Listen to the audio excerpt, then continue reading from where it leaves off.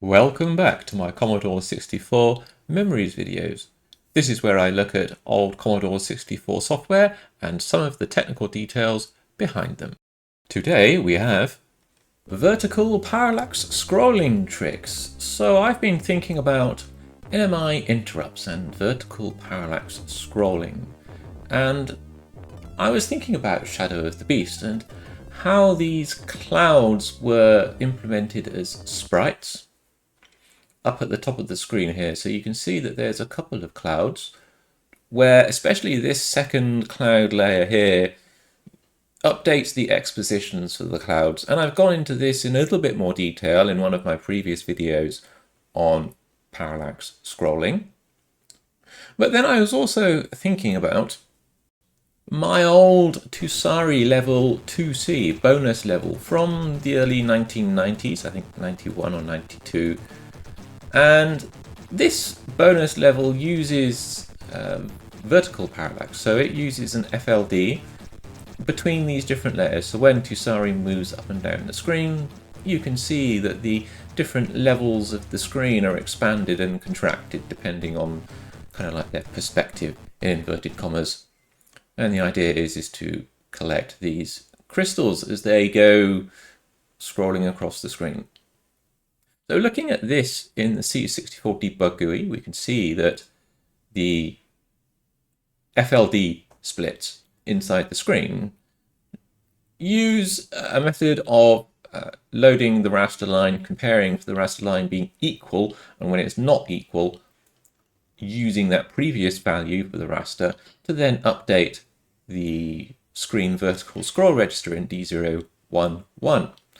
What this has the effect of doing is basically telling the VIC to shift the entire rendered screen down at least one raster line, and that opens up a raster line where the VIC chip will open up space between the character rows. Each of the positions for these FLD splits for the vertical parallax effect are carefully timed so that they occur at specific places on the screen so that the VIC is able to open up the spaces between the character rows without any other artifacts occurring. This code, given that it was from the early 1990s, it does spend quite a lot of time loading the raster line, comparing it with the raster line that it currently is, and then looking for changes, and then anding it and storing it, and decrementing X as well. So this is a loop. It's not unrolled or anything like that. So there's extra overhead in decrementing X, which is the number of lines, raster lines, that the FLD effect, the widening of the character rows effect, needs to be executed for. So there's some overhead there. In the debug view, as I move up and down, we can see that there are four zones, so four FLD zones. So it's just above the mountains, just below the mountains, and then below that kind of like green swirly area, or above the blue band, and then just underneath the blue band, which is meant to be water, there's another FLD area which opens up quite widely, actually. You can see the code executing at the targeting cursor for the raster position on the debug view there, that it's doing a very similar thing for all of the FLD splits, loading the raster line, comparing it, branching on equal, updating the value in D011, which is the screen control V register. It's all doing the same thing. And each of these FLD splits is very, very, very, very busy running this raster line synchronized code and then updating D011. Then I got to thinking how I used NMIs to precisely time sample updates within the raster line schedule to basically avoid problematic areas of the raster line, especially where bad lines were being drawn, but also to avoid time being used for a VSP routine, which enables a couple of raster lines to be used to scroll the screen horizontally left and right extremely quickly without using much CPU time at all. And I got to thinking that these NMI lines here that you can see highlighted that are on the left hand side of the screen, each of those two line. It's a line and then an empty line where mainline code can execute. But every other line executes some non-maskable interrupt code which plays this sample, which we can hear going on in the background. This is real, coming from a emulated but real Commodore 64. So I got to thinking that I could use raster synchronized non-maskable interrupts along with an FLD routine to improve the FLD routine that we just saw in Tari. And we can compare it with the FLD routine that was used in this demo here for vertical parallax in inverted commas. Now you can see as I move the spaceship up and down, or whatever it is, it opens up a couple of areas of FLD. So there's a little bit of vertical pixel movement here in these areas up at the top of the screen. And the targeting cursor shows the Y scroll value changing a little bit as it goes up and down the screen. So it changes between 4 and 5 pixels, not very much. Then we get a slightly larger area down at the bottom here, which is what, about 22 pixels, something like that, which does open up. So there's an area of 22 pixels for the bottom FLD area. So the code which executes in the bottom FLD area, if we have a look, let's move the targeting cursor down there so we can see what it's doing. There we go. So this code has some inefficiency problems. So comparing it with the code from the 1990s, of course, it's a bit similar, but it's doing an OR with 1/8, which is definitely not needed. You don't need to OR in bits 1 and bit 8, or 1, 0 and 8, and storing it into D0, 1, 1. You don't really, so if you notice when I scroll the targeting cursor left and right, you can see that it's actually storing the same value into D0, 1, 1 several times on the same raster line. You definitely don't need to store the same value into D0, 1, 1 on the same raster line multiple times. So the code is actually quite inefficient. It's wasting a lot of cycles updating the same value into the same register that it just doesn't need to. It's got a few wasted no-ops there, and that's because it's for timing purposes, and then it does a decrement X, and then it does comparisons with X, and loading X again with D0, 1, 2, and comparing it. And this is, quite inefficient code, and all of that time where the FLD is open, where the FLD is active, this code is executing. It doesn't allow any other code behind the interrupt, if it's running an interrupt, which it looks like it is. It doesn't allow any other code behind the interrupt to execute. It's just basically locked out the CPU onto just executing that bunch of code, which is quite wasteful, for all of those raster lines. So for 22 raster lines, it's running that code continuously. There are, on the PAL 64, 63 cycles per raster line. That's standard. That's 63 cycles in total that you could execute code. Now, the VIC chip will steal some cycles from that if there are sprites active and stuff like that. So let's have a look at this code here, and let's cross out. This is a screenshot describing the operation of the code that we've just seen in the C64 debugger. Let's make some notes on this, shall we? So, yeah, we need to store into D0 and 1. But we don't need to keep on storing the same value multiple times on a raster line. We don't need to load raster line position, and we don't need to decx, we don't need to AND or anything. We especially don't need the OR of those bits before storing it back into D0, and we don't need really to load any register with the contents of D012, which is the raster beam register. Because if we can trigger interrupts at particular raster lines, then we already know the raster line position, so we don't need to calculate values based off the raster line value by loading it from the raster line. So we don't need, because the raster value is already known, so we can do a lot of pre-calculation for the values that go into D011 register, which is the screen vertical scroll register and bitmap control and stuff like that, and the number of rows in the screen. We don't need to base the values that go into that register based on the reading it from the raster beam register, which is at D012. We know where we should be executing the code because we know that we should be triggering an interrupt at a precise raster beam position on the screen. So we already know that. So those values are basically constant. We can pre-calculate those offline outside of the interrupt and store that into the routine. So we don't need to run all of this kind of like code. So what can we do which is more efficient? Well, we can take raster synchronized non-maskable interrupts, which we know execute at certain positions on the screen. We can use a little bit of pre-calculation and we can store values into the screen vertical scroll register much more efficiently, which is what this example's going to do. So I'm just assembling up this.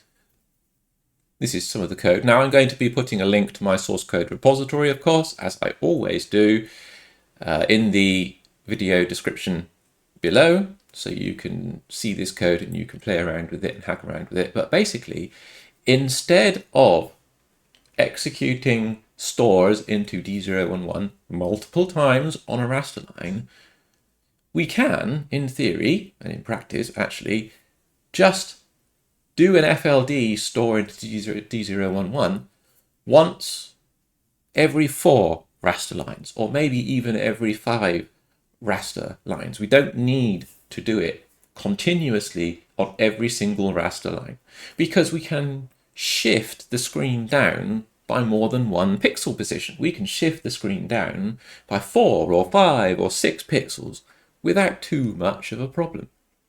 So we'll just go back to that screenshot there and we'll get rid of the air quotes because actually it is a poorly implemented FLD effect. There's no air quotes needed because we've identified all of these superfluous and inefficient instructions.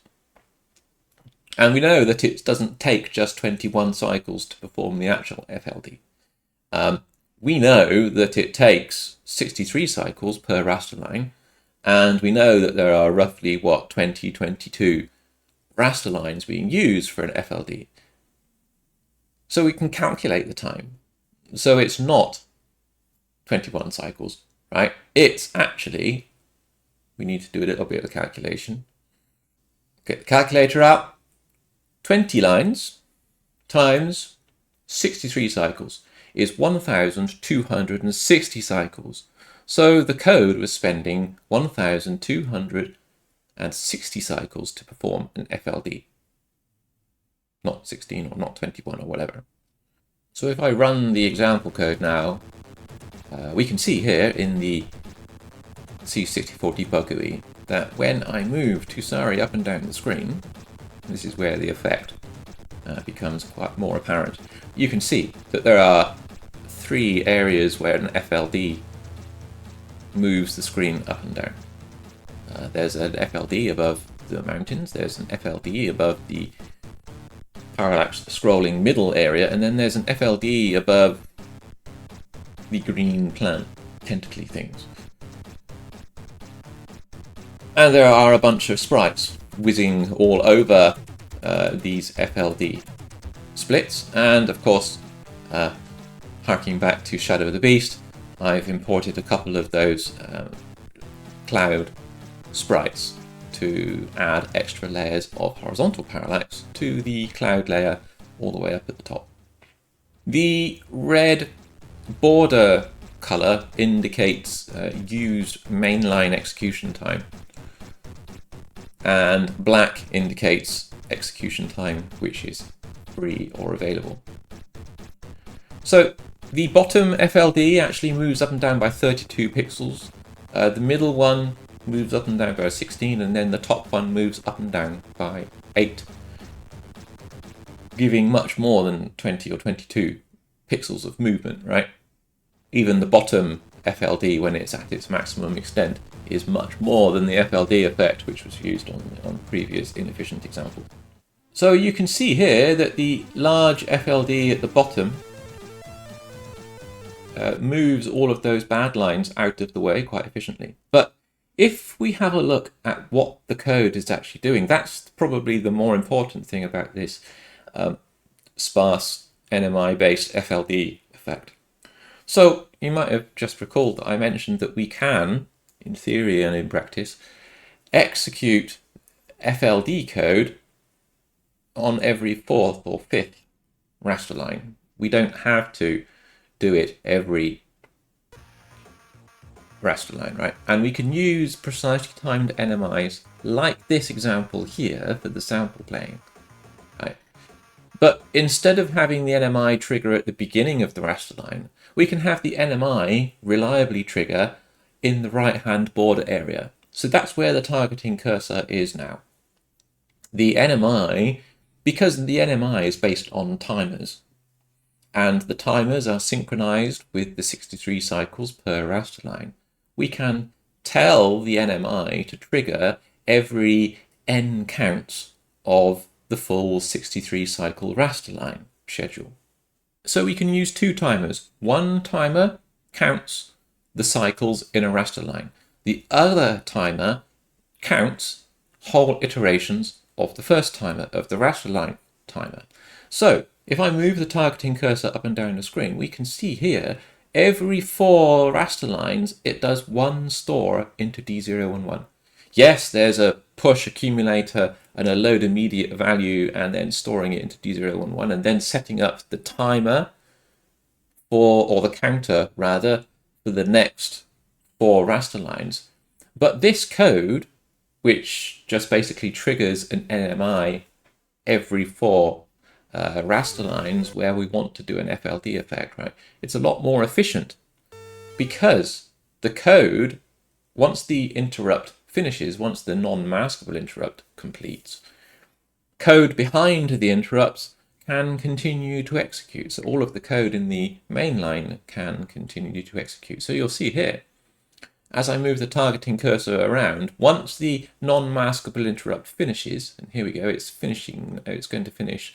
After I move the targeting cursor to the right, you'll see where the interrupt finishes. But here, we're inside the interrupt, right? And let's move the targeting cursor to the right, and you can see it is executing the rest of the non-maskable interrupt. It RTIs, returns from interrupt, and then it goes back into the mainline routine, which is actually scrolling some data within the character screen there. It's probably scrolling the green tentacle planty things down at the bottom of the screen, above the bricks, basically. And then the next raster line, which is again triggered on an NMI, non-maskable interrupt, then changes the multicolor and screen colors so that we have, again, without using the raster IRQ method, we're using a raster-based NMI method by having precisely timed writes during the border area of the screen. So we can precisely time the writes into the screen, the multicolor registers, the horizontal scroll, and the vertical scroll by using a non-maskable interrupt instead, which is more efficient than using a raster IRQ, because a raster IRQ triggers at the beginning of the line. And then if you want to time your register updates for changing the multicolors, for changing the screen color or the scroll registers, you have to do some cycle waits to get to the correct point in the raster line schedule before you can then change those registers. So by having this non-maskable interrupt timed to start in the right-hand border, we get a lot more efficiency. So what does the efficiency look like? Recall that the previous example was 1,260 cycles, but that's compared to the sparse FLD cycles. So we have 22 NMIs at roughly 33 cycles each, across 56 pixels of vertical movement. So we have 726 cycles giving 56 pixels of movement, or 12.9 cycles per pixel. compared to the 1260 cycles used for a much smaller 22 pixels, which means that it takes 57 cycles roughly per pixel. 57 being a larger number means that it is much less efficient, is inefficient code compared to my sparse FLD NMI based interrupt method. So if we look at the sparse NMI FLD demo in ICU64, we can see actually that the graphics map text screen debug view shows that it's only using one screen buffer. There's no double buffered screen buffer needed because we can do all of these scrolls by chasing the raster beam down the screen. We can chase the raster beam down the screen because the FLD effect doesn't waste a lot of time. It's all free time basically between the non-maskable interrupts that we can use for scrolling the screen. There's actually not that much code as well. We can see in the memory view up at the top there that there's a whole bunch of code executing in the first bank, and then there's the music routine executing further on down the screen, but most of the memory is actually empty and free and not being accessed. There's a little bit of... Oh yeah, that's right, it's the old Tari score panel up in the debug graphics map view there, which isn't being used because I opened up the entire screen to have this multiple levels of horizontal parallax plus vertical parallax as well. You can see the parallax effect for this middle section here has 3 levels of horizontal scrolling parallax which use the counter-rotating dynamically updated character graphics. So we have the purple effect, scrolling at a different rate, or counter scrolling at a different rate to the blue parallax scrolling effect there for the horizontal scrolling effect. I just remembered that I mentioned that we don't need to actually enable the screen or the 25 rows bits in the screen vertical scroll register, and that's because once the screen is turned on at the beginning of a frame, the Commodore 64 will render a full screen regardless of what the screen on or off control bit says. So if I disable the code to OR in that screen enable flag and then we run the demo again, it just runs as before. I just enabled the screen bit so that the C64 debug GUI would render the screen in its VIC debug targeting cursor view that we saw earlier on. If I don't include the screen enable bit, then C64 debug GUI renders an empty screen, a blank screen. But yeah, you can see as I move up and down that the routine works just as well. And actually, by removing that OR with the 25 rows enable flag and also the screen on enable flag, it removes, 22 immediate ORs, so it saves a whole 44 bytes. So yes, if you like these kind of technical deep dive videos, then please do consider liking or subscribing to this channel, or sending me a super thanks. They are always very much appreciated. Take care, have a great day, evening or night, wherever you are.